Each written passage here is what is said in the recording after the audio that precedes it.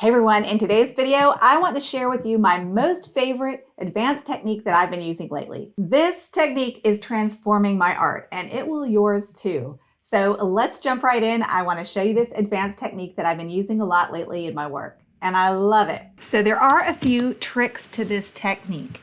But before we talk about tricks to this technique and how to do this technique, let's talk about why this technique is important. Why is it important to have lost and found edges? What even is a lost and found edge? You can think in terms of a found edge as a hard edge, which you see all these edges here are hard. But right now I'm going to create some lost edges by blurring some of the edges. And a really great way to do that is to make both sides of the edge the same value, or for them to merge together via the same color or the same value. So what you see me doing here is on half dry paint in this blue flag, on the blue part of this flag. It's probably been allowed to dry for about, 5 or 6 minutes, so it sets, and that sets the edge. And then I go in with really drippy water and just drop that water halfway across the edge and the background so that it kind of puddles out into the background.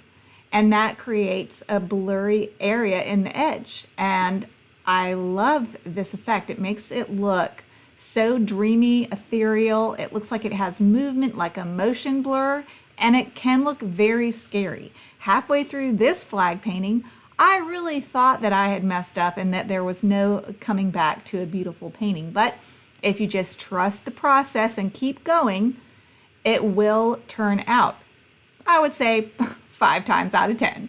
I recently refreshed my memory about the importance of lost edges reading Charles Reed's Beginner Basics watercolor book. And he talks about how he strives to have 50% of his edges hard and 50% of his edges soft. And what this does is it incorporates whatever it is you're painting into the painting. It gives it a sense of movement and motion if it is something that moves, like this flag or say a hummingbird.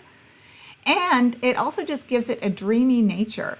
And it also is attractive to the human mind, which is wired to have peripheral vision, where our brain has to interpret fuzzy or out of focus things. And so when you make a painting and you make parts of it out of focus, leave it up to the imagination to figure out, it makes it look more beautiful, because I think our brains are wired to see things this way. And if you look at any one photograph, you'll see where some edges of subjects often have lost and found edges, even in photography. So anyway, let's look again at this footage and I will explain more in depth exactly what I'm doing. So let's start with one of my favorite paintings that I've done recently, and I am so appreciative of Dean Krauser for giving me permission to share his techniques on my watercolor channel with my Patreon students. And so one of the things that I've noticed he does is these blurry, watery edges. And so here you see me adding water to the edge of this half dry area and blurring it out, and it really gives it a beautiful motion blur. Another thing I just thought of that is important to this particular super watercolor look is to paint on hot press. You can achieve this result on cold press, but it will look more blended. On hard press, it looks more crisp, the colors are brighter, but your brush strokes really show up. So it is a harder paper in general for beginners to paint on if you are a beginner. And if you are a beginner, it's almost like you can think of cold press as a paper that blends itself. It's hard to get ugly edges on cold press because it blends so easily, but hot press is very unforgiving. It shows your every brush stroke, so you have to have more thoughtfulness behind each brush stroke, each mark you make. All right, so I've given you kind of the basic structure and backbone for the idea behind this technique. So let's look at my footage again and talk about what I'm doing. All right, so this paint is glistening. You can see it's glistening. It's not puddling. It's almost going into the buckling stage. If you don't know what buckling stage is, I will link a video right here that you can go watch. It will not take you out of this video. It will just queue it up for you to watch later after you're done with this video. And I'm taking pretty much clean, clear water and just delicately putting it on the boundary. And I rub the boundary a little bit once in a while.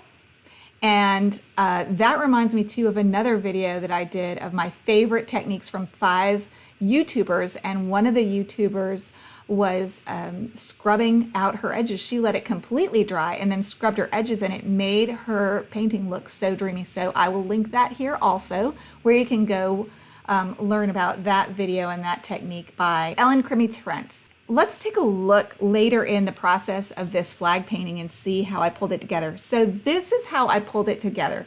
Just to kind of tie this tutorial up in a neat little bow and not leave you hanging with all these loose edges, you do need to have structure in your painting often to hold everything together. And that structure can be provided through different things. And my butterfly was the black markings. In this flag, I painted the stripes fairly boldly, and then after they had dried, I painted them again even more bold, because that's a repeating pattern. And then I have my bold stripes in, and here I am loosening them up again though. And then after all this dried, I went in yet again on some of these stripes and got them even darker in the shadow areas to enhance the structure of the repeating pattern. So the repeating pattern gave our human mind the structure it craves, while also providing the loose, uninterpreted by my artist hand edges, and the brain happily will interpret it as really dreamy and beautiful somehow. All right, so let's look at this painting. This painting is different the way I did this. I am not reactivating or activating paint that's half dry. I'm going over this butterfly's wing after it's completely dry with very tea consistency pink, and putting a few blobs across the wing. And it's a very subtle little effect, but look how beautiful it is.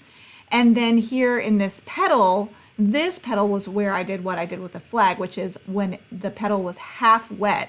I went in with a drippy brush and just kind of smeared some of that edge right away. So it kind of obliterated one edge of the petal, and the human mind knows enough about flowers to interpret that and know that there is a flower though, but it makes it look like it's kind of blowing in the wind. It's kind of got a motion blur. It really makes it beautiful. So this is a very advanced technique because it can blow the beginner's mind to have these soft edges, these dreamy edges, because it's scary, because it'll make your painting look like you lost control. But as you learn the tricks and techniques of pulling a painting back together, and I actually did this in a tutorial of the Black Bunny, where he was totally out of control, crazy, chaotic looking painting, and then I pulled it back together with scribbling and some repeating elements that made it all hang together later in the end. And you can do that with pattern, you can do it with scribbling, you can do it with punching up some darks. There's a lot of ways to pull a painting back together. So that's just something you learn as you go. Anyway, stay tuned. I do have a video coming up soon in my channel about style and whether or not it's even important to worry about developing your own style. I've got some thoughts about that I can't wait to share. And by the way, I hope you'll join my Facebook community where you can post your work and get feedback if you ask for it, and you can give others feedback if they ask for it. You can ask questions about watercolor.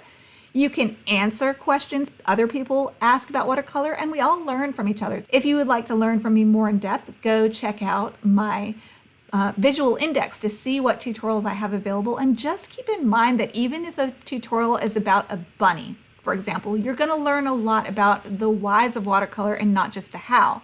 So once you learn the basic rules of how to make a successful painting, you can paint anything. So I try to address those basic concepts in every tutorial I provide. So if you would like to try one of my tutorials and see what I'm talking about, go to www.rachelstudio.com beginner bunny, and you can watch one of my typical Patreon style tutorials from start to finish for free.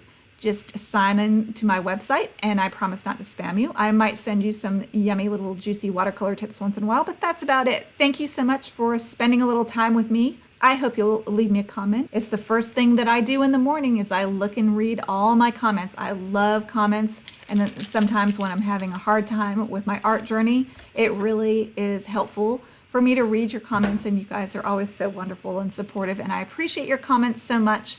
And be sure to follow me to learn not just the how, but the why of watercolor so you advance on your watercolor journey a lot faster. And I will see you in the next video. Bye, everybody.